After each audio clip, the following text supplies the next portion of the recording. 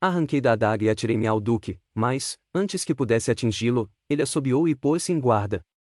Homens de sua escolta, adrede ali postados, atacaram-me pelas costas a golpes de punhal e, gravemente ferido, tombei desacordado. Quando voltei a mim, estava na choupana de um carvoeiro e o fiel João à minha cabeceira. Por ele, soube o que ocorrerá durante o meu desmaio. Também ele ouvirá o infame colóquio, mas, durante a refrega, compreendendo que contra o duque, sobretudo, contra o número de seus guardas nada podia tentar, conservara-se distante. Quando tombei, a condessa sentirá-se mal e o duque a levará consigo, logo acompanhado de toda a guarda. Depois, o fiel João me carregou para o subterrâneo, cuidou como pôde os ferimentos, e receoso de que me massacrassem ou envenenassem, caso permanecesse no castelo, foi buscar seu irmão o carvoeiro, e pela calada da noite me conduziram à floresta. Logo que possível, tornei ao castelo, onde novos desgostos me aguardavam. Rosa fugira, dias antes, abandonando um filho recém-nascido, ao mesmo tempo que uma serva me informava ter o duque vindo ao castelo e com ela combinado a minha morte. Como o desaparecimento da condessa tivesse ficado em segredo entre os fâmulos, fiz divulgar a notícia de que ela falecera de parto e, ó, ironia da sorte, improvisei-lhe um túmulo com lápide e um epitáfio mentiroso, tal como deveria suceder comigo, anos mais tarde. A princípio, a repudiada criança me inspirou grande repulsa. Pouco a pouco, porém, fui-me ligando a ela. Não podia, certo, considerá-la meu filho, mas, quem o poderia saber? Nunca mais ouvi falar de Rosa. Também o duque parecia haver-me esquecido. O mesmo não se dava comigo. Sim. Eu pensava nele, queria revê-lo, vingar-me. Somente precisava esperar a ocasião, visto que atacar o suzerano era empresa difícil e perigosa. Contudo, essa ocasião pacientemente esperada apresentou-se, 4 anos mais tarde, quando, atravessando minhas terras, seguido de poucos homens, o ataquei e feri. Gravemente. Não tive, entretanto, melhor chance, porque fui preso e encarcerado. A coisa podia acabar mal, se meu sobrinho Lotário não tivesse preparado minha evasão e feito constar, a meu pedido, que eu tinha sucumbido de uma queda, quando fugia. Alguém, desconhecido, foi enterrado em meu lugar. Morto para o mundo, isso pouco se me dava, porque tudo no mundo se me figurava odioso. Meu sobrinho me acompanhou ao velho solar dos Rabenestestenestabi, de passagem, recolhi Nelda, a quem amo como filha e talvez o seja realmente. Lotário entrou na posse pacífica dos meus bens e o duque não lhe criou dificuldades, porque não queria mais ouvir falar do nosso caso. O resto tu já sabes, isto é, sabes que és filho do duque de minha mulher. A mãe de Lotário me confessou que, para ocultar tua existência aos olhos do mundo, tinham-te entregado aos velhos guardiões de Rabenestestenestab. Mal acabará de ouvir as últimas palavras do conde e parecia-me que ia enlouquecer. Pois que, Nelda era minha irmã. Mas isso significava a morte mesmo do meu amor, da minha vida. Dobrado ao peso das emoções, lancei-me aos pés do homem cuja aventura se esfacelara com o meu nascimento gritando desesperado, ó! Maldição! Nelda é minha irmã e eu a amo louca, perdidamente. Com um gesto carinhoso, Bruno me abraçou, como não faria o mais carinhoso dos pais, em idênticas circunstâncias. Sim, porque, aquele a quem ele afagava era, simples e tão somente, o filho do seu rival. Nada, porém, poderia consolar-me naquele transe, pois eu chorava ainda as lágrimas da infância com a primeira esperança destruída. As exortações de Teobaldo acabaram por acalmar-me. Resolvi, desde logo, fugir de Nelda, sem lhe dizer a verdade. Sentia-me, entretanto, muito mal. O choque fora violento demais, uma encefalite se declarou. O Sr. Teobaldo desdobrou-se em cuidados paternais e pouco a pouco me restabeleci. Só então soube que durante minha enfermidade lá estivera um misterioso personagem, buscando informações minuciosas sobre a minha pessoa e domicílio, desde quando deixará Rabenestestenestab. Oh! Velho nada ocultar e o indivíduo desaparecera inesperadamente. A notícia daquele interesse tardio pela minha pessoa, pouco me incomodou, uma vez que a relação da minha origem me tornava odioso a mim mesmo.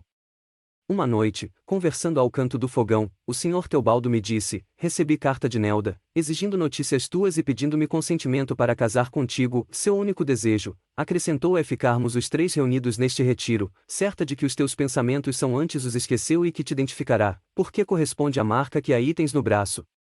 A meu respeito, nem uma palavra. Lembra-te de que estou morto para todos os efeitos. Abriu um baú, retirou um anel e alguns pergaminhos. Aqui tens o que Rosa deixou, mas, ouve ainda isto, antes de tudo, procura o convento das Ursulinas e informa-te do nome da atual abadesa. Se Madre Bárbara ainda for viva, mostra-lhe o anel e os pergaminhos, pois ela deve saber muita coisa do teu nascimento e poderá dar-te preciosas informações. Dias mais tarde, despedi-me do cavaleiro e dirigi-me para o convento indicado, que ficava, por sinal, muito próximo da abadia a que se acolhera Benedictus. Entardecia quando atingi o termo da viagem. Exausto, vendo surgir um albergue à margem da estrada, ali me detive sem atentar no que ele deixava entrever de suspeitoso. Ao entrar na sala, reconheci logo que estava na hospedaria e pedi um quarto de pernoite. Atirei à mesa um escudo de ouro e mandei servir a ceia. Assentado a um canto e debruçado à mesa, deixei-me engolfar nas minhas tristes cogitações, quando um ar abafado me fez estremecer e levantar a cabeça. Era a hospedeira que se acercava com uma bilha e um copo, ao mesmo tempo que mirava o anel ducal, com insistência.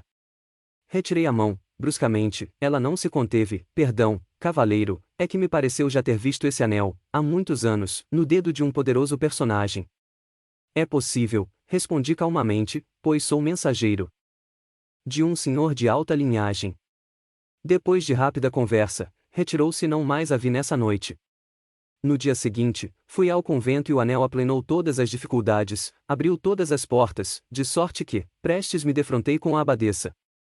Madre Bárbara era uma mulher de 45 anos, alta, bem conservada, mas nunca se poderia julgar bela.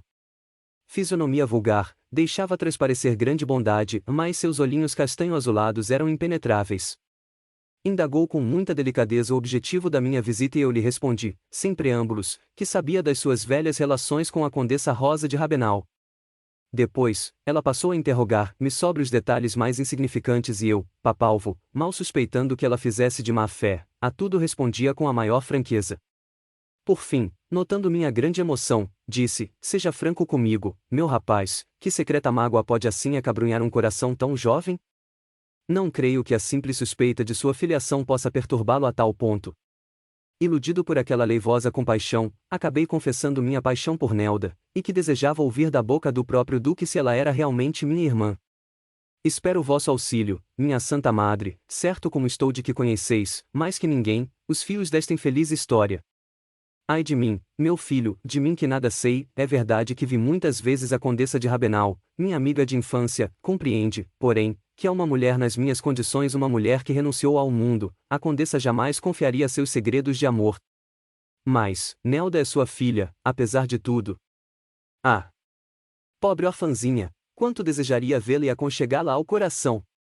Quanto ao que te diz respeito, prometo colher todas as informações possíveis, mas, deixe-me antes estes pergaminhos, que te devolverei mais tarde. Retirei-me aflito. A abadesa não me havia descontentado inteiramente, tão boa, tão meiga me parecerá, mas, quem podia garantir não tivesse qualquer motivo secreto para ocultar a verdade? Resolvi procurar o conde Rabenal, a fim de pedir que acolhesse Nelda, mas, chegando ao castelo passei pela decepção de saber que Lotário estava ausente e só poderia falar com sua mãe, ou com o seu filho, pois o conde era viúvo. Ainda assim, me fiz anunciar e fui conduzido a uma sala onde respeitável matrona, ricamente vestida, trabalhava um tapete. Junto dela, assentada, uma galante menina de 10 anos, mais ou menos, a brincar com um velho cão de caça que, desde a minha entrada, não se fartava de me fixar curiosamente com os grandes olhos negros. A velha condessa mostrou-se muito cortês e disse-me que o neto andava à caça, em companhia de um amigo, o barão Vilibaldi de Launay. Esta pequena é sua irmã, Rosalinda de Launay, pupila de Lotário, acrescentou designando a interessante menina. Passei a expor o fim da visita, o acolhimento de Nelda naquela casa. Evidente que a velha fidalga nada sabia do passado, visto que sentenciou admirada e com tal ou qual frieza, com franqueza, não compreendo esta vossa pretensão, quando mal conheço essa moça e não há motivo para ofendermos a condessa de Rouven, tomando-lhe uma criatura que ela trata como se fosse sua própria filha. Nobre senhora, respondi baixando a voz, esta Nelda merece vossa proteção, é filha da condessa Rosa de Rabenal, embora não legitimada pelo defunto conde. A velha senhora estremeceu, chamou uma serva e ordenou que levasse a pequena Rosalinda. Quem vos disse tal coisa? Perguntou, logo que ficamos a sós. Por única resposta levantei a manga do gibão e mostrei o escudo impresso no braço. Ângelo. exclamou empalidecendo e recuando apavorada. Sim. Ângelo. Repeti com amargura, e agora sabeis por que reclamo vossa proteção para Nelda, minha irmã, visto que o duque pretende conquistá-la e precisamos defendê-la. Olhos já mareados de pranto, a velha matrona abraçou-me, beijou-me na testa e prosseguiu: pobre criança, que triste sorte te reservou tua mãe. Descansa, porém, que tudo farei para assegurar teu futuro, dando-te uma proteção definida na sociedade. Quando tudo estiver preparado, apresentar-te-as ao duque, que muito te estimava quando eras pequenino. Aqui, podes considerar-te em tua casa. Lotário é bom, é generoso, quanto a Nelda, porém, nosso castelo não é refúgio aconselhável, dado que precisamos sequestrá-lo inteiramente à convivência do duque, o qual, bem sabes, é muito amigo de Lotário e nos visita constantemente. Mas, tem outro plano. Conheço a abadesa das Ursulinas, criatura de austeros costumes, digna, sob qualquer ponto de vista, e a quem poderemos confiar Nelda, até que a situação melhore. A entrevista se interrompeu nessa altura com a chegada de Kurt Vilibaldi, este um belo rapaz de 18 anos, muito parecido com a irmãzinha, os mesmos cabelos negros, sedosos, anelados, os mesmos olhos grandes, vivos, ardentes. Kurt tinha crescido bastante, desde que o vira no castelo de Rouven. Orçava, agora, pelos 15 anos, era um belo rapaz, se bem que a pele rosada, os longos cabelos louros e os olhos azuis o fizessem parecer um tanto efeminado. Via-se logo que a avó o adorava, pela ternura com que o abraçou e procurando saber da sua saúde. Apresentado aos dois rapazes, pouco conversamos, porque meus pensamentos vagavam alhures. Enquanto trocava raras frases com Vilibaldi, Rosalinda corria para junto de Kurt, que parecia estimá-la muito. Sabes que o padrinho de Rosalinda é Edgar? Disse a velha condessa. É que seu pai, tendo adoecido na ocasião, mandou o jovem conde para representá-lo no ato. Pobre, infeliz Edgar. Da última vez que aqui esteve, mostrou-se muito satisfeito por ter uma filhadinha tão bonita. Repare que ela conta apenas 9 anos e parece ter mais. Ouvindo pronunciar o nome de Edgar, Rosalinda parou diante de mim, dizendo: quando estiver com meu padrinho, diga-lhe que muito o estimo e irei vê-lo muito breve, em companhia de Vilibaldi. É coisa certa, pois eu quero e Vilibaldi não pode esquecer de mim. Ri-me, prometi não esquecer-o. Recado, mais longe estava de imaginar que essa mesma Rosalinda viria, algum dia, tornar-se para Edgar, e para mim, objeto do maior interesse, encarecendo nossos cuidados e grandes inquietações para salvá-la. Quis retirar-me, constrangeram-me a ficar, e quando ceávamos, ouvimos as trombetas anunciando o regresso do castelão. A alegria que se espalhou em todos os semblantes, senhores e servos, convenceu-me de que o conde era sinceramente estimado. Todos se levantaram e quando Rosalinda, que correrá ao encontro do tutor, mal atingia a porta, esta se abriu e o senhor de Rabenal se deteve no limiar. Com grande mágoa da pequena, Kurt antecipou-se e foi o primeiro a abraçar-se ao conde. Este, muito lisonjeado com a disputa, tomou a pequena nos braços e beijou-a nas duas faces, risonho. Depois, saudou a progenitora, apertou-me a mão e assentou-se à mesa. A conversa de pronto se reanimou, pois o castelão, embora fatigado da viagem, lhe imprimiu logo o colorido vivo e original que lhe era peculiar. Sua verve e bom humor pareciam inesgotáveis, enquanto os belos olhos negros irradiavam a alegria de encontrar-se entre os seus. Quando fitava o filho, dir-se-ia ser este uma linda donzela, pela qual estivesse namorado. E força é reconhecer que o mesmo embevecimento se retratava na fisionomia de Kurt. Fim do repasto, o conde levou-me para o gabinete, onde conversamos à vontade.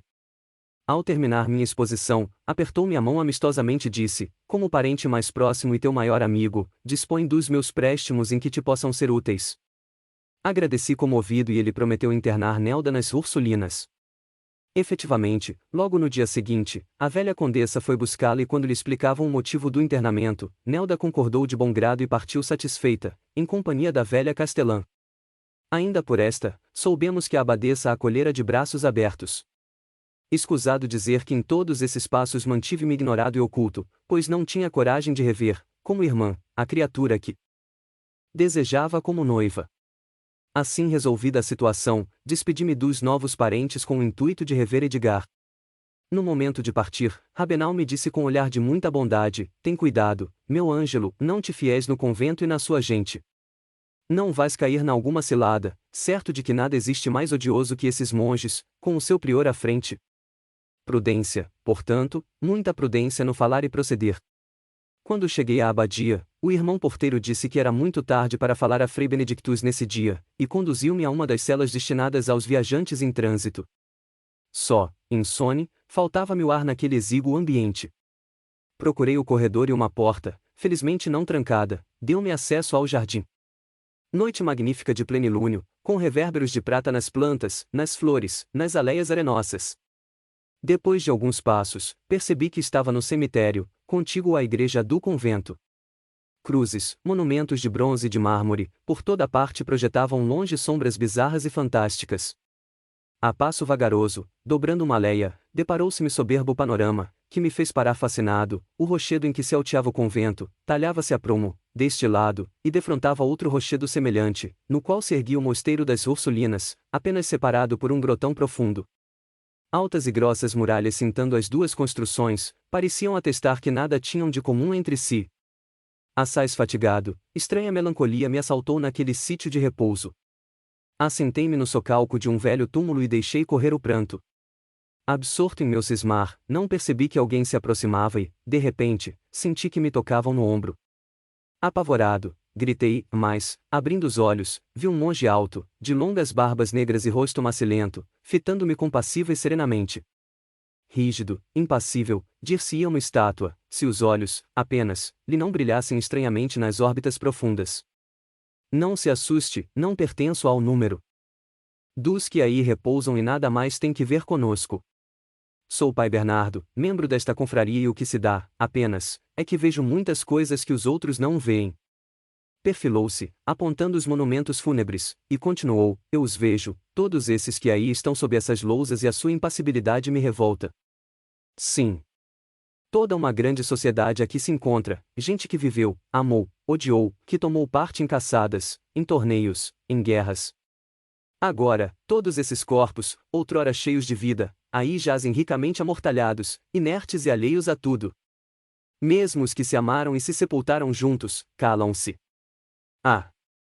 Resfolegou forte, e eis o que me faz enlouquecer, este silêncio, esta sociedade subterrânea, esses rostos parados. Por bela que seja a lua que os banha, ou por violento que seja o tufão que os vergasta, eles ficam impassíveis, sempre hirtos e impassíveis. Às vezes, o espírito que os anima vem visitá-los, mas isso também não os comove. Calou-se, ensimesmado. Essas coisas eu as ouvia confuso, sem lhes aprender o sentido, entretanto assomado de supersticioso temor. De repente, um monge ergueu a fronte e fitou-me de modo particular. Ah! Meu rapaz, disse em tom profético, tu também vestirás a roupeta, não voluntariamente, certo, mas levado pelo desespero. Toma cuidado! Continuou levantando a mão, pois através do teu cérebro, como através destas campas, vejo teus pensamentos e tudo aí será negro, uma retorta de crimes e chamas de vingança, uma como pirâmide de fogo remontando as nuvens. Misturarás teu sangue com o de tua irmã e acabarás aqui mesmo enterrado, impassível e mudo, ao lado do figadal inimigo. Aturdido, assombrado, ouvi o tétrico vaticínio, e quando dei por mim e quis interrogar o monge, ele se tinha evaporado. Presa, então, dos mais lúgubres pensamentos, voltei à cela. Mas só pela manhã consegui adormecer. Despertando mais calmo, procurei Edgar e fui encontrá-lo tranquilo e resoluto. Disse-me ter sido nomeado secretário, com pesados encargos, e que o prior se lhe revelara um verdadeiro amigo. Estou satisfeito e conformado porque espero vingar-me, disse, de olhos estranhamente acesos. Procurou em seguida informar-se do meu caso e deu-me excelentes conselhos, inclusive o de não me apresentar ao duque. Infelizmente, ai de mim! Não estava em condições de atendê-lo. 15 dias após meu regresso ao castelo de Rouven recebi carta de Nelda, na qual me comunicava que resolvera professar. Graças, dizia, às razões que lhe impunham essa decisão, mas apesar do seu amor por mim, não queria confessá-las e apenas pedia que não a esquecesse, embora desistindo de toda e qualquer esperança temporal. Grande foi o meu espanto. Quem diria? Nelda tão jovem, tão bela, enterrada num claustro? Que fatores teriam concorrido para semelhante resolução? Teria sabido a origem do meu berço, que era minha irmã? Isto só a abadesa poderia revelar. Sim, aquela mulher de plácido semblante e olhar tão doce, era-me agora mais que suspeita. Em todo caso, era preciso prevenir Nelda. Tudo eu poderia admitir, menos que ela professasse. Sem dúvida, o egoísmo e o ciúme sussurravam a meus ouvidos, nem tua nem de ninguém. Mas, não, essa hipótese não podia vingar. Encaminhei-me para as Ursulinas e lá interditaram-me a entrada, alegando que Nelda se recusará a receber-me e a madre abadesa, adoentada, conservava-se em repouso. Que fazer? Considerando-me envolvido numa rede de intrigas, de um sábio que de um guerreiro. O que mais a estimula a deixar o castelo de Hoven, diga-se, é a atitude do duque, que a persegue ostensivamente, tornando-se-lhe odioso. Precisamos subtraí-la a essa perseguição. Logo que te sintas forte, irás colocá-la sob a proteção de Lotário que, estou certo, vai acolhê-la com alegria. E, com relação ao teu futuro, eis o que proponho, procura obter uma audiência do duque. Dar-te um anel que tua mãe resolvia apresentar-me ao duque, mas soube que ele havia partido para uma caçada longa e distante. Esperar, quando cada dia me parecia um século. Nova tentativa para franquear o convento, novo fracasso. Ao regressar dessa nova investida, o cavalo que montava espantou-se, corcoviou e caí, luxando um pé. Assim me recolhi ao castelo e lá permaneci 3 semanas acamado. Logo que me restabeleci, fui procurar o duque, como não podia fazer-me anunciar, senão pelo nome de Ângelo, negaram-me a entrada. Vali-me, então, do anel, um pajem o levou e dentro de poucos minutos me defrontava a sós com o árbitro do meu destino. Entre atemorizado e curioso, fixei o homem que considerava meu pai e de quem dependia a minha salvação ou a minha perda. O duque mantinha-se de pé carrancudo, a examinar o anel. Quando entrei, voltou-se e encarou-me desconfiado. Quem vos deu este anel? O coração me pulsou violento e respondi, tímido e respeitoso, sou filho ilegítimo da Condessa Rosa, mulher do falecido Conde Bruno de Rabenal, e mentes. Gritou, lívido, recusando, a Condessa de Rabenal nunca teve filhos espúrios. Eu me sentia mortalmente atingido no meu orgulho e revidei com amargura, Alteza. Não estou aqui para que me reconheçais, pois sei que minha vida ou minha morte jamais vos interessaram, mas, trata-se de Nelda, uma segunda filha da Condessa e que, certamente, não desconheceis. Pois bem, essa menina está no convento das Ursulinas e quer professar, por motivos que ignoro. É por ela que venho interceder, para que a livreis de tão ingrato futuro. Sua Alteza tornou-se violáceo e deixou-se cair na poltrona, exclamando com voz estentórica, Nelda, filha da Condessa. Será possível? É a pura verdade, que a prioresa poderá confirmar, pois foi ela quem mo revelou, dizendo-me ser possuidora de valiosos documentos a esse respeito. Um rugido de cólera lhe escapou da garganta. Ah! É isso? A miserável intrigante. Ela soube que eu sou seu pai. Que fiz eu, ó Deus? Mas, essa não era a minha intenção. Afundou a fronte nas mãos e compreendi, num relance, que algo de horrível se passará entre Nelda e o duque. Que fizestes? Exclamei fora de mim, sei que a seduziste, não é assim? Sabeis, murmurou, como confirmando. Num ápice, a respiração me faltou, as pernas fraquejaram, mas a raiva triunfou, bandido, infame, eu te arrancarei a máscara perante o mundo, para que saibam todos quem é essa abadesa e o duque seu comparsa. Desesperado, ele tirou do cinto um apito de ouro e soprou forte. A sala regurgitou de escudeiros e pajens. Prendam esse louco que se atreve a insultar-me. E antes que me pudesse defender, mãos de ferro me subjugaram, me trancaram num quarto, ou antes, numa sala abastecida de ricos, porém velhos móveis, e aclarada por uma única janela gradeada. Exausto de alma e contundido de corpo, deixei-me cair numa poltrona. Que lucrara, afinal, com aquela tentativa? Que destino me estaria agora reservado? Veio a tarde, caiu a noite, ali fiquei mergulhado em treva, até que uma chave rangeu na fechadura e apareceu alguém. Aproximou-se da mesa, acendeu a candeia e tirou de sob o manto uma botija de vinho, pão e um naco de carne, e depois, sem dizer palavra, retirou-se. A fome e a sede estavam, não recusei a provisão e entrei, depois, a devagar na velha poltrona. Estranho torpor me invadiu todos os membros e mergulhei num sono de pedra, para só despertar tragicamente. Sim, porque, quando abri os olhos, depois de um tempo que não poderia precisar, estava justamente numa cela e vestido de monge. Dei um salto desvairado, atirei-me à porta. Fechada. Encostei-me à parede, aniquilado, e foi quando me veio à mente a predição de Pai Bernardino, no episódio do cemitério. Também vestirás a roupeta, dissera ele, e o vaticínio ali estava na expressão de crua realidade. E não por minha vontade, mas por desespero. Sim, o desespero, a imprudência, me desvairavam. Compreendi que estava perdido. Procurando acalmar-me, verifiquei que o hábito que trazia era de novo vício e concluí que não teria pronunciado votos quaisquer, no estado de inconsciência. Logo, ainda era tempo de resistir, tentar a fuga, se possível, ocultando-me junto do Sr. Teobaldo, para só me dedicar ao trabalho e ao estudo. Aquela estreita, sombria cela me abafava, era preferível perder tudo, antes que a liberdade. Mas, que fizera, afinal, para merecer tamanha desdita? Onde a justiça divina? Onde esse Deus protetor dos inocentes? Terrível furacão se me desencadeou na alma e rugiu, surdamente, contra aquele a quem se atribuía o direito de regular os destinos humanos. E era ele, a serviço dele, que cumpria sacrificar minha vida. Tudo mentira, então?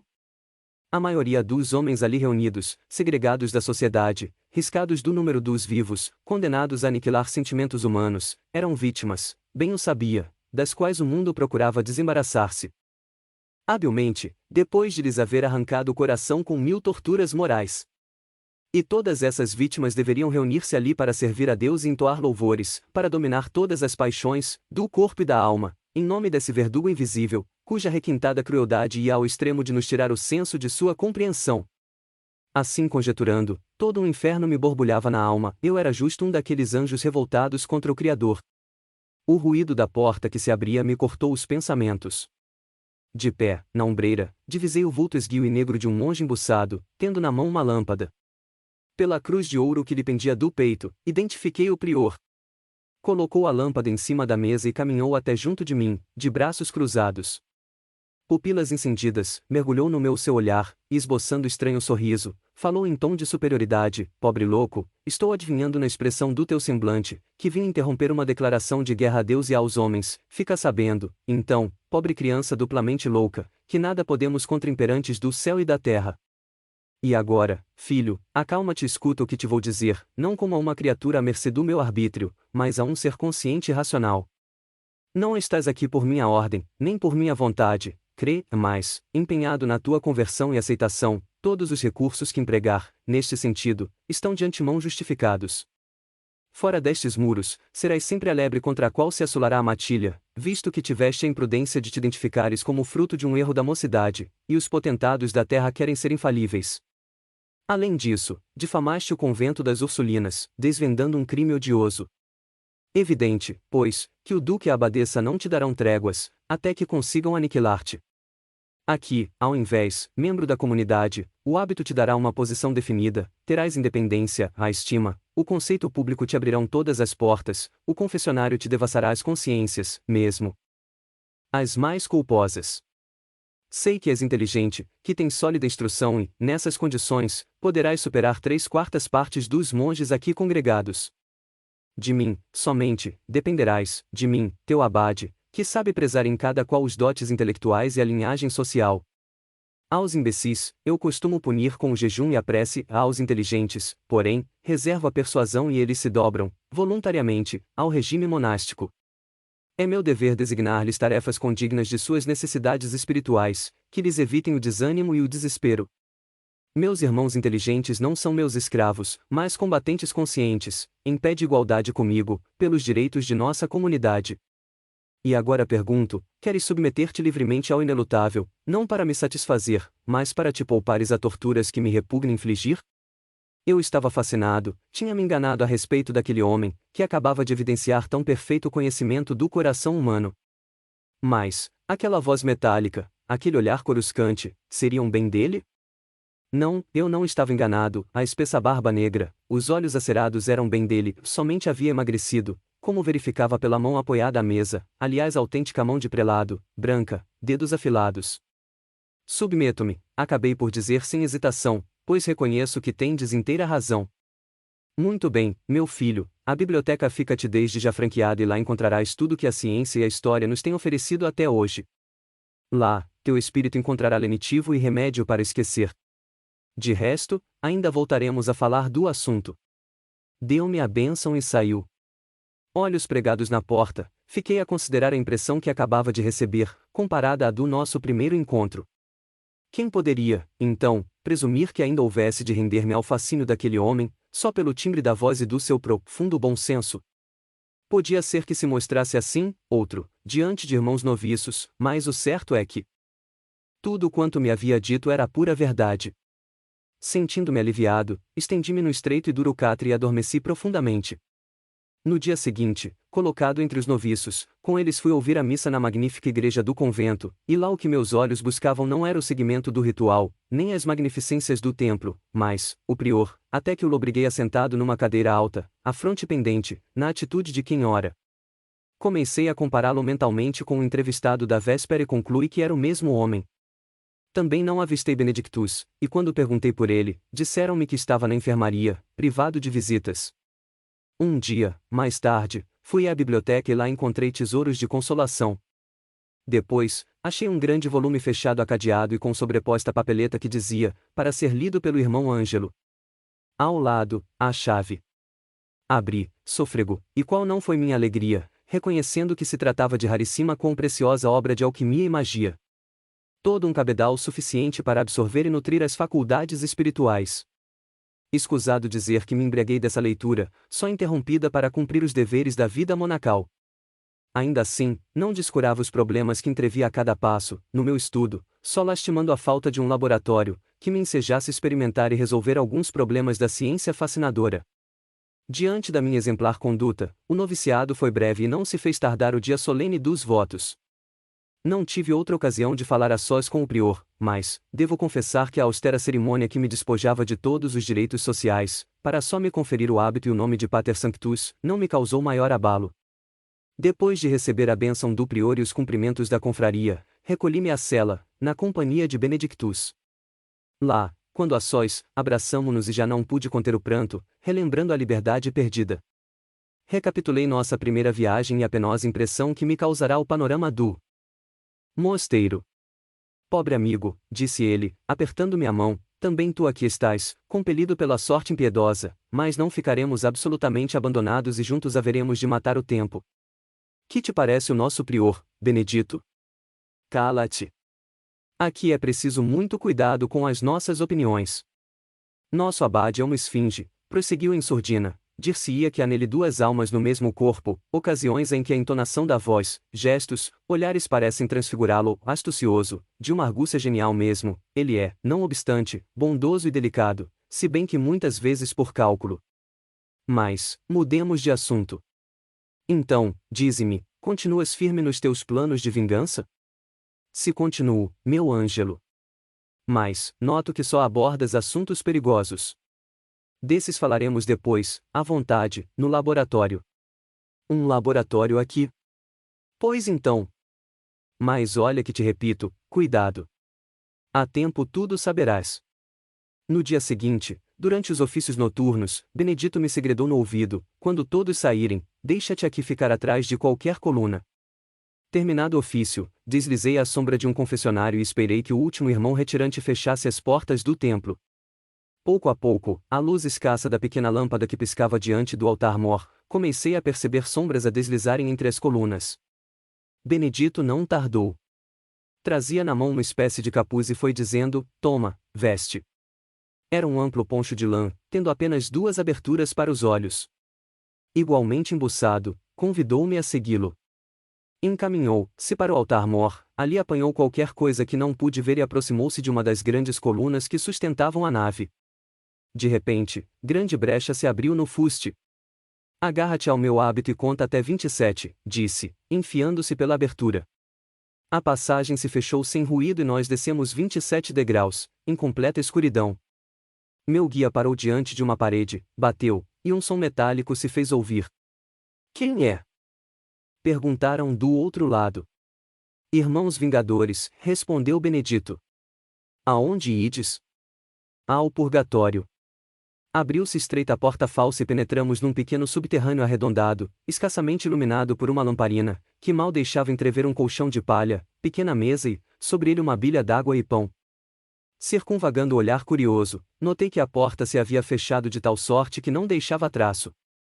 Ninguém diria houvesse naquela cripta qualquer saída. Entrai, irmão, disse um velho gordo, de longas barbas brancas. Pelo que vejo, temos um noviço? É verdade, respondeu Benedito. O velho nos entregou 2 tochas, e, quando acabei de acender a minha, vi que outra porta estava aberta atrás de nós. Saímos por ela e depois de percorrer escadas e corredores, que me pareciam intermináveis, fizeram-nos parar diante de outra porta, onde vários homens embuçados nos pediram a senha. Essa porta dava para extenso corredor, que desembocava em pequena sala completamente vazia. Aí nos detivemos e logo uma voz, vinda não sei de onde, repercutiu no ambiente. Sim, ainda que a custo da própria salvação, respondi sem hesitar. Deves, então, nomeá-los sem temor. Vacilei um instante, mas logo com firmeza, quero vingar-me do potentado que me negou sua paternidade, da mulher que me gerou e renegou, se ainda for viva, e da madre abadesa das Ursulinas. Perfeitamente, mas dize, poderás fazê-lo independente de qualquer auxílio? Não. Precisas de aliados, então? Sim, de fato. Queres, então, prestar o juramento de aliança aos irmãos vingadores? Eles te ajudarão, mas sabe que o pacto é de auxílio mútuo. Nada mais justo. Irmão Benedito, disse a voz oculta, leva-o ao purgatório.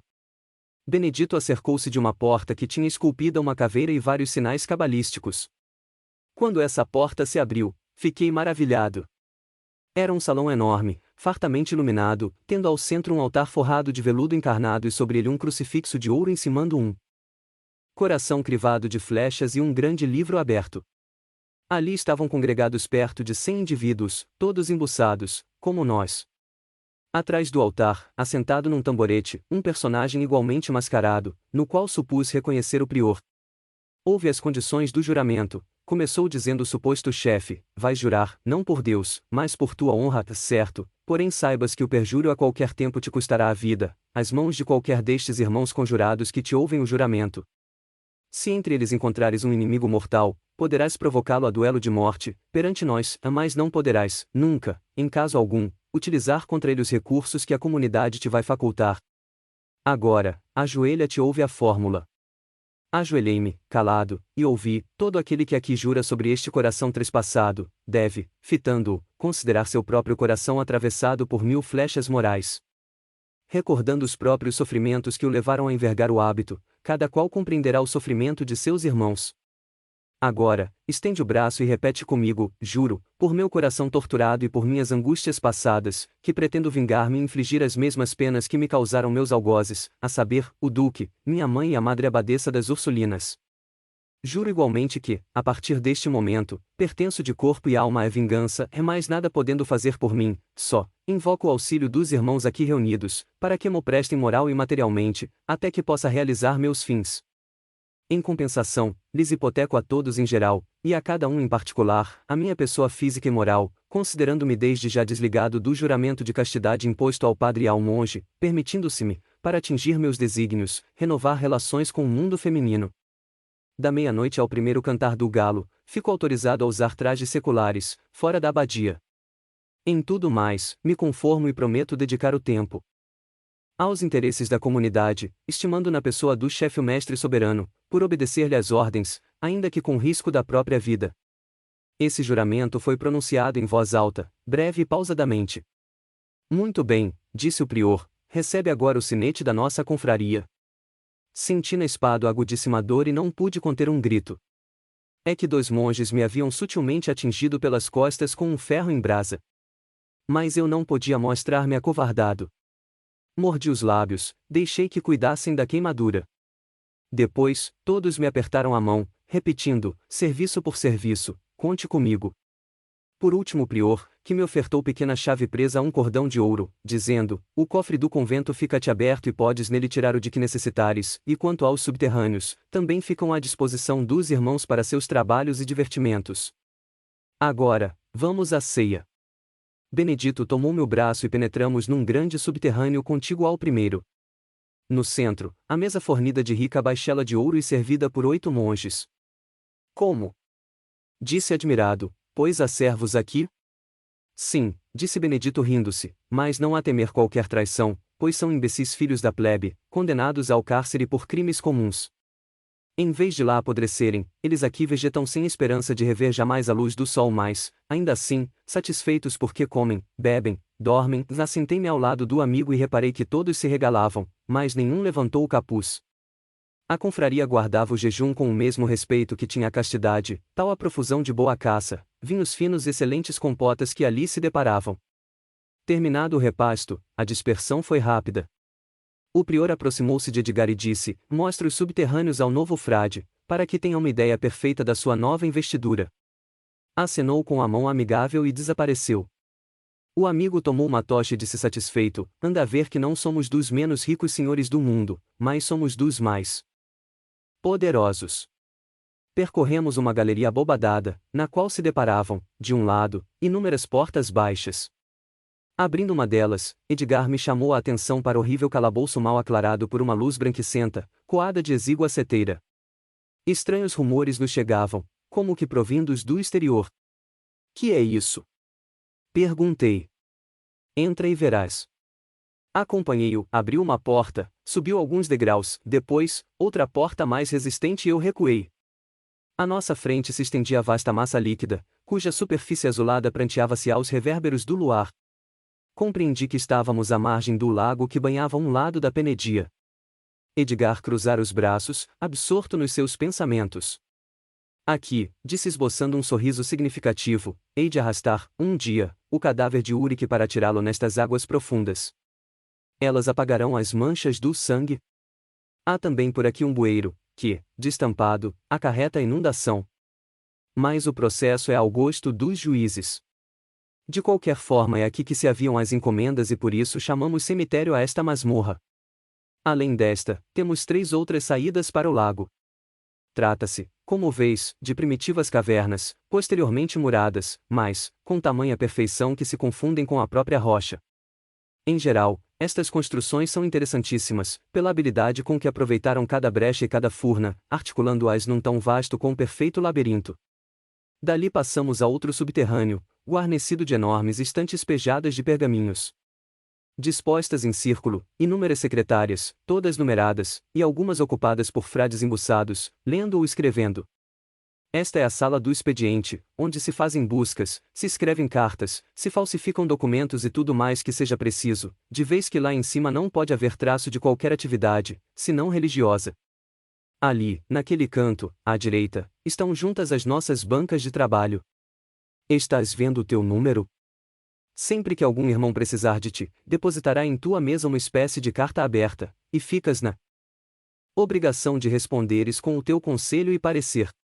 Eu me valho muito do N-Grau 52, personagem assaz inteligente, que me tem dado excelentes conselhos, e por sua vez, a mim costuma recorrer.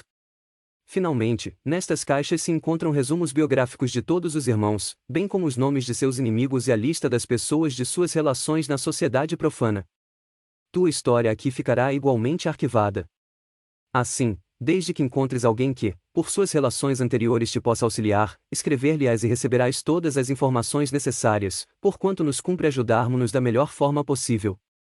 Aquele velho que viste lá na primeira cripta, bem como aqueles que nos pediram a senha, são confrades já saciados de vingança, que agora servem à comunidade com devotamento e discrição absoluta. Aqui, por conseguinte, havemos de trabalhar pela nossa vingança, mas não hoje. Agora, quero levar-te ao que chamarei paraíso dos teus sonhos, ou seja o laboratório, a fim de conheceres Pai Bernardo, excelente criatura, que persegue a fabricação do ouro e acredita em almas do outro mundo, presumindo saber evocá-las. Passamos, então, para uma caverna circular e enfumarada e que exalava um cheiro acre. Grande forno, retortas, todo um arsenal de redomas e frascos de vários feitios e tamanhos. O monge, de pé, junto da secretária, parecia absorto na leitura de maçudo alfarrábio. "Bom dia, Pai Bernardo", disse Edgar, "e perdoe incomodá-lo, mas quero apresentar-lhe o amigo de quem lhe tenho falado." O frade voltou-se e levantando a lâmpada me aclarou o rosto. Oh! Surpresa! Era o mesmo que havia predito o meu destino. "Ah!" exclamou ele sorrindo, "sois vós?" "Penso, então, que acertei, mas sede bem-vindo e dizei em que vos posso servir, com a condição de não interrogarmos o destino, pois é sempre melhor desconhecer o futuro." Depois de o fitar com muita simpatia, dado meu inato pendor pelas coisas misteriosas e pela alquimia, meu padre, sou apenas um principiante, desejoso de aprender, e muito me agradaria tornar-me vosso discípulo e compartilhar vossas experiências. Ele cruzou os braços e falou convicto: meu filho, para aprofundar estas coisas a existência humana é muito curta, trata-se de uma ciência fascinante e fatal, visto que nos depara, continuamente, obstáculos insuperáveis, duvidamos das maravilhas que se ocultam atrás da cortina, e, contudo, a pontinha já erguida nos deslumbra. A única coisa que podemos saber é que um fio ininterrupto conduz à verdade e que qualquer descoberta é penhor de outra descoberta. Se o desejares, trabalharemos juntos. Queres saber? Meu inimigo morreu antes que eu pudesse vingar-me. Agora, sacrifico minha vida para descobrir um meio de o atrair à terra, de o ver, tocar e torturar com as minhas provocações. Sabe, então, que tenho visto muitas dessas criaturas errantes, desconhecidas, e nunca que procuro para desagravar-me. E, contudo, devo ir até o fim, pois lá está consignado nas escrituras e nos livros de astrologia, que os mortos voltaram e foram tocados. O que resta é o meio de os tornar visíveis e tangíveis. Calou-se, pensativo, olhar perdido no espaço, e Edgar me fez um sinal que traduzi por: vamos deixá-lo porque, neste particular, é um desequilibrado. Bastante intrigado, estava quase a cortar a palestra nessa altura. Dizei-me por favor, pai Bernardo, exceto a ausência da alma avisada, que mais pudestes obter do além? Conseguistes atrair outra alma? Apenas tenho podido atrair espectros de animais. E podereis dar-me uma só prova disso? De muito bom grado e até imediatamente. Edgar quis interromper-me, mas eu o forcei a entrar numa gruta ao lado, igualmente atravancada com aparelhos e utensílios de alquimia, inclusive um grande forno esbraseado e superaquecido. Veja, disse Bernardo, eis aqui 3 galinhas pretas, bem vivas, como podem verificar. Vou colocá-las em cima desta mesa. Tomando algumas brasas, colocou-as diante das aves, cujos pés e asas estavam amarrados, lançando-lhes uma pitada de pó branco, que logo se inflamou e projetou uma luz tão viva que mal podíamos fixá-la. Depois, estendeu os braços acima das galinhas e disse: criaturas inferiores, postas pelo Criador à nossa disposição, eu vos ordeno que chameis um ser da vossa espécie. Extinguindo-se a chama, o frade aproximou a candeia e vimos que as aves estavam completamente imóveis, como que adormecidas, enquanto o operador as fixava de senho carregado. Também nós estávamos atentos e vimos, então, surgir uma 4ª galinha em cima da mesa, preta como as outras e evidentemente viva. Reparem, é a sombra desta galinha que matei hoje de manhã, e apontava um tamborete. Nele, uma galinha, morta e absolutamente igual às que estavam em cima da mesa. Essa ave abriu as asas, e sem adejar, desdobrou-se em forma vaporosa, que se dissolveu no espaço. Edgar, persignando-se, não se conteve, bravo. Pai Bernardo, exclamamos a um só tempo.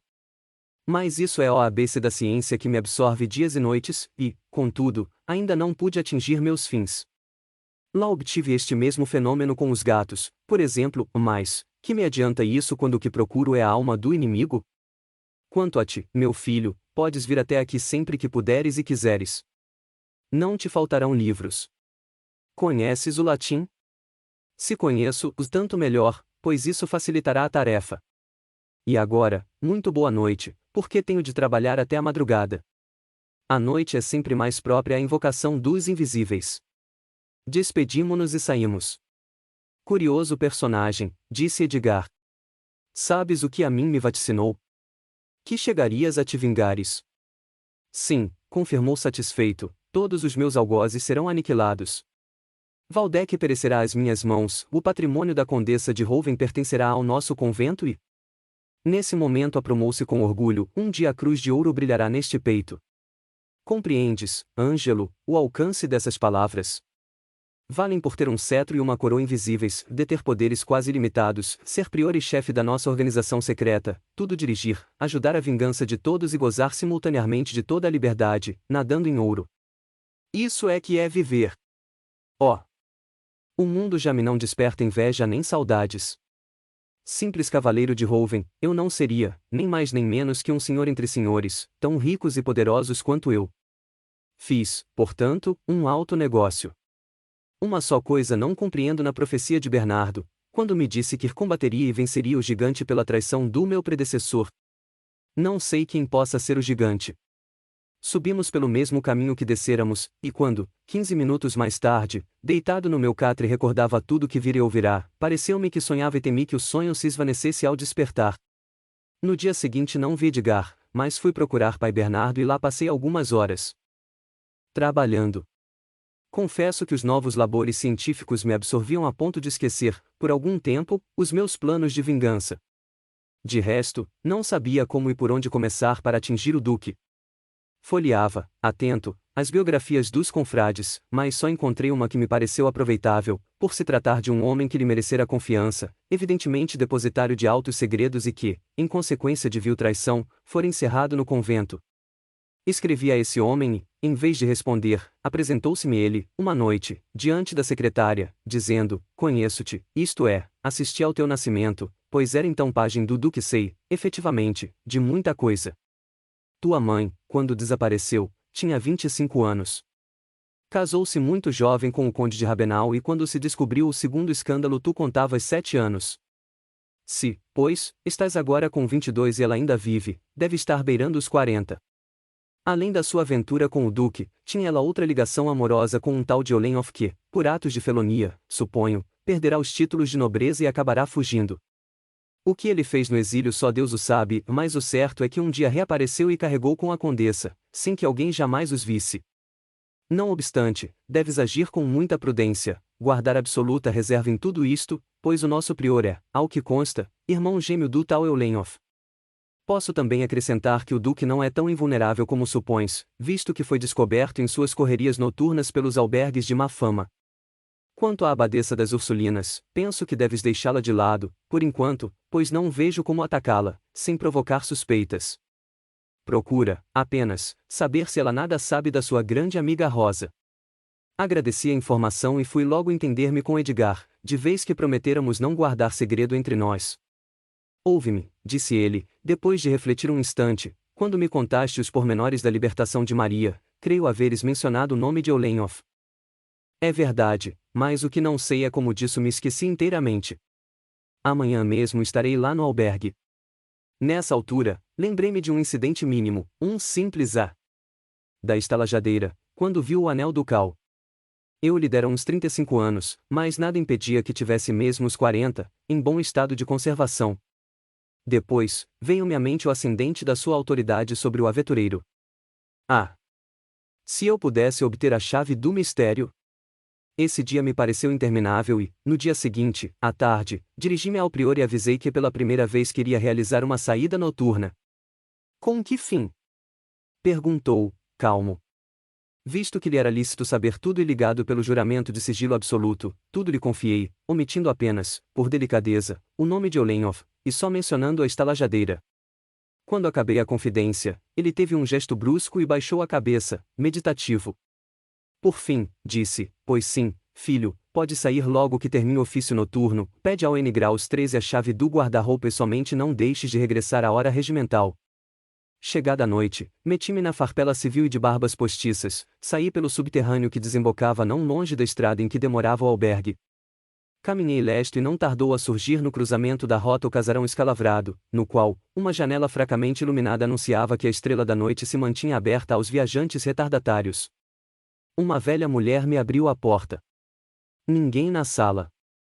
Um vulto feminino que, à primeira vista, me pareceu a estalajadeira, veio ao meu encontro, perguntando o que queria e logo reconheci meu equívoco, pois tinha a defrontar-me bonita mocetona de formas bem nutridas, por sinal, parecidíssima com a jovem Berta. Diante do meu olhar agudo, ela baixou os grandes olhos negros, e quando lhe disse que desejava falar à dona da casa, suspirou com tristeza: Minha mãe faleceu há um mês e me deixou só aqui, pois meu tio levou o que possuíamos de melhor e não sei onde está. Então, com o que restava de vinho e mantimentos, atirei-me à luta, auxiliada por minha mãe de leite, e vamos vivendo sabe Deus como. Desde quando essa tua ama de leite conhece tua falecida mãe? Gilda! Gritou, e logo apareceu uma velhota suja, vez-lhe antipática, a mesma que me abrirá a porta. As vossas ordens, disse, fixando-me suspeitosa. Dei-lhe um escudo de ouro que ela guardou com avidez e perguntei: Conheceste a mãe desta rapariga antes dela nascer? Que sabes, enfim, a respeito de Berta, e dos seus antecedentes? sem dúvida que lhe conheço a história, pois tenho 50 anos e ela quando teve a menina teria não mais de 31. Conheci-lhe o pai, que, por sinal, foi hoteleiro. Berta, aos 16 anos, fugiu com um trovador. Quando voltou, pediu-me que tomasse conta de Godeliva, visto que sua vida de aventuras não lhe permitia criar a pequena. Mas, tendo ela adquirido antes este albergue, como e por que não morava aqui? Esse é justamente o seu segredo. Agora que ela morreu, não sei como, Deus a tem em bom lugar. Mas, diga-me ainda uma coisa, quem era esse Olenhoff, seu auxiliar, seu braço direito? Ah! Explodiu furiosa. Conheço bem esse patife, esse ladrão, espadachim de má sorte, que nos tem roubado e maltratado bastante.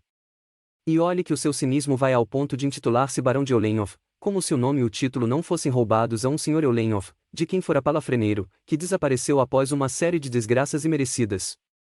Esse salafrário beberrão nunca foi nobre. Queira, finalmente, perdoar esta minha exaltação, mas a verdade é que o sangue me sobe à cabeça só com ouvir pronunciar esse nome. A mulher falará torrencialmente com tamanha convicção que eu não podia suspeitá-la de embusteira. Provavelmente eu me enganava e seria loucura querer identificar, numa estalajadeira vulgar, minha mãe, mulher elegante e de alta linhagem. Enquanto a outra desabafava, Godeliva não despregava os olhos do meu rosto. Senhor, disse corando, permita que lhe ofereça minha ceia, pois deve estar fatigado da viagem. Não sabia o que dizer, senão que aqueles belos olhos me deslumbravam nos meus 22 anos. Fiquei, e ela toda sorrisos, me serviu de forma que o copo não se esgotasse. Posto que disfarçados, os olhares enternecidos da jovem não iludiam o seu encantamento pela minha pessoa. Debruçada à mesa, a entrar-me pelos olhos ali, naquela sala mal iluminada, a figura de Godeliva, ressumando volúpia, exaltava-me os sentidos. Quando me serviu o terceiro copo, apertei-lhe a mão e a resposta foi: que adianta deixar-me assim prender, se daqui a pouco te vais para não voltar e só me deixares saudades. Não deixei de considerar tanta facilidade e precipitação, mas a fatuidade lisonjeada me falava mais alto que aquela moça bonita e exuberante de seiva, que havia do aspirar algo mais que a rústica freguesia da sua taverna. Evidentemente, algo haveria em mim que lhe agradava e penso que, em tais circunstâncias, nenhum homem é insensível. Demais, meu juramento assegurava imunidades até o primeiro cantar do galo. Bela Godeliva, disse, levantando-me e afagando-lhe a mão, tu me falas uma linguagem enigmática, perguntas se voltarei, permite, então, por minha vez, te pergunte, se eu voltar, encontrarei abertos os teus braços e o teu coração? Dizes sim e eu te prometo que voltarei. Ela ergueu os grandes olhos úmidos e murmurou trêmula, sim, volta para amar-me, tanto quanto te amo, sem saber quem sejas, senão que serás sempre bem-vindo. Abracei-a, beijei a Enelda, o mosteiro, tudo mais eclipsou naquele instante.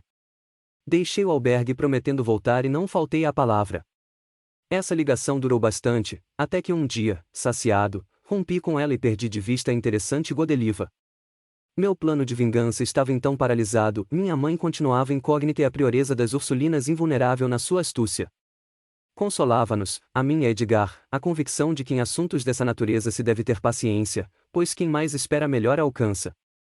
As horas mais felizes eram as do laboratório de pai Bernardo, onde me era dado trabalhar e tudo esquecer. 3 anos assim decorreram, sem maior novidade, até que um belo dia chegou a notícia de haver falecido o conde Rouven, deixando todos os bens ao filho mais novo. Edgar ficou profundamente impressionado com a morte do pai, mas eu estranhei que o conde nada legasse ao convento, da herança de Edgar. Meses após o falecimento do conde, Edgar me procurou à noite, em minha cela, revelando-se muito esperançado, dizendo chegada a hora da vingança e que seria eu quem lhe haveria de servir de instrumento. Contou que o capelão do castelo de Rouven tinha falecido e a condessa donatária havia pedido ao nosso abade um novo confessor, ficando assentada a minha designação, a fim de pesquisar, controlar e, possivelmente, encontrar a pista da traição, que ele atribuía à madrasta. Confessor hábil, competia-me arrancar pouco a pouco os segredos da matrona e saber, finalmente, o paradeiro do sobrinho Urique. Fazia 4 anos que a senhora Matilde me perderá de vista. Eu deveria estar bem mudado, já não era o adolescente jovial e esperançoso, trajado a gentilhomem, minhas feições se ressentiam da profunda revolução que em meu íntimo se operava. Deixará crescer a barba. Pater Sanctus, caracteristicamente entalhado em sua forma confessional, semblante austero e maneiras graves, era bem outro personagem e, como tal, lhe cumpria fazer-se confidente íntimo da condessa. E concluiu a entrevista com estas palavras: Ângelo, não esmoreças no teu posto, certo de que aqui trabalharei igualmente por ti. Fica a meu cuidado não descurar de coisa alguma. Faze outro tanto por lá, esmerilha, aproveita todas as brechas, mesmo porque o prior tem também seus planos a respeito. Na véspera da partida fui chamado à presença do prior. A sala estava apenas aclarada pela chama que se desprendia do grande fogão e, ao fundo, na poltrona de alto espaldar, ressaltava a figura imponente do chefe. Irmão Sanctus, disse em tom grave, eis que tem a seu cargo uma grande tarefa. Os bens da família Hoven são assais consideráveis e seria para desejar que ninguém pudesse herdá-los. Eu sei, de boa fonte, que há projetos de casamento da filha mais nova do duque, com o senhor de Hoven. O conde Alberto é, como sabemos, uma criatura fraca e enfermiça, que poderá morrer sem descendência e o duque deseja, a todo transe, incorporar ao de sua família tão opulento patrimônio. Seu papel consiste, portanto, em fazer malograr esse plano. Compreendo, o duque terá de ver tudo por um olho, respondi tranquilamente. Procure então, anular esses projetos, mas seja prudente, não proceda de forma a ter de violar o juramento monacal, senão quando quiser ficar senhor absoluto da situação e pouco ou nada mais tem a desejar. Lembre-se de que é preciso dominar com mão de ferro a alma mundana da condessa, penetrando-lhe todos os segredos, para que ela nada faça de seu próprio arbítrio ou sem o seu consentimento. E para tanto conseguir, lembre-se entre bem das suas prerrogativas de cavaleiro, da meia-noite até o primeiro cantar do galo. Isso dito, abençoou-me e, no dia seguinte, alcancei o Vantelo, onde a nova ovelha me recebeu no seu oratório. Tal como previra, ela não me reconheceu. Atento ao papel que me competia desempenhar, comecei por um exame sutil, mais profundo, e certifiquei-me de que ela pouco havia mudado. Sempre bela, uma bela mulher. Não obstante a expressão fisionômica, algo rígida e altaneira, não inspirava simpatia. Às vezes, nos olhos, lampejos apaixonados indicavam que poderia ser dominada pelo lado sentimental. O terreno me favorecia. Conversamos, então, mas, seja dito, guardando ambos a mais absoluta reserva, versando apenas motivos de santidade e humildade, que devem despertar no coração humano a ideia de grande pobreza moral. Ao lhe falar da morte do marido, levou a mão aos olhos, mas quando os descobriu, não vi neles sequer uma lágrima. Tratei de me despedir e me recolher aos meus aposentos, nada menos que 2 quartos regiamente mobiliados, ao lado da capela. Uma escada secreta e pequeno corredor ligavam esses quartos ao oratório. Pondo-me logo à vontade e satisfeito com o meu papel, entrei a trabalhar lenta mais seguramente, para atingir o fim colimado. Assim, orientando-me em todas as direções, observava a condessa, o filho e quantas visitas apareciam. O conde Alberto de Hoven era agora um belo rapaz de 18 anos, mas de compleição delicada, caráter maleável, desconfiado e taciturno. Mostrava-se muito afeiçoado ao barão de Vilibaldi de Luna e cortejava a irmã, Rosalinda, admiravelmente bela, nos seus 14 anos. Muitas vezes, o irmão e a irmã, acompanhados de Kurt Rabenau, passavam semanas no castelo de Hoven e eu me aproximava intimamente de Rosalinda que, piedosa e ingênua, me dispensava muita atenção e confiança ilimitada. Rosalinda amava o irmão com todas as veras da alma, mesmo porque, órfãos de tenra idade, era ele o parente único que lhe restava na terra. Um dia, o jovem Kurt, que também me orava com a sua confiança, me procurou em meu quarto, aflito e embaraçado, acabando por declarar que vinha pedir um grande favor, pelo qual me ficaria eternamente grato. Tratava-se de um casamento secreto com uma criatura da sua paixão. Receio, acrescentou, que vossa reverendíssima me negue seu consentimento, porque tenho apenas 20 anos. Mas creia que sua recusa será minha sentença de morte. Ouça, meu caro conde, não se meta nessa aventura, pois seu pai não o casará, de certo, em desacordo com os seus desígnios, visto que teme revelar a seu pai o nome da mulher que elegeu. É possível que ela não esteja ao nível da sua classe. Semelhante estigma nos seus brasões seria uma ofensa que ele jamais perdoaria. Quanto a mim, não posso nem quero envolver-me em assuntos tão graves. O rapaz mostrou-se exasperado, chorou, contorceu as mãos e assim se foi praguejando. Depois, não ouvi falar mais no assunto e supus estivesse tudo acabado.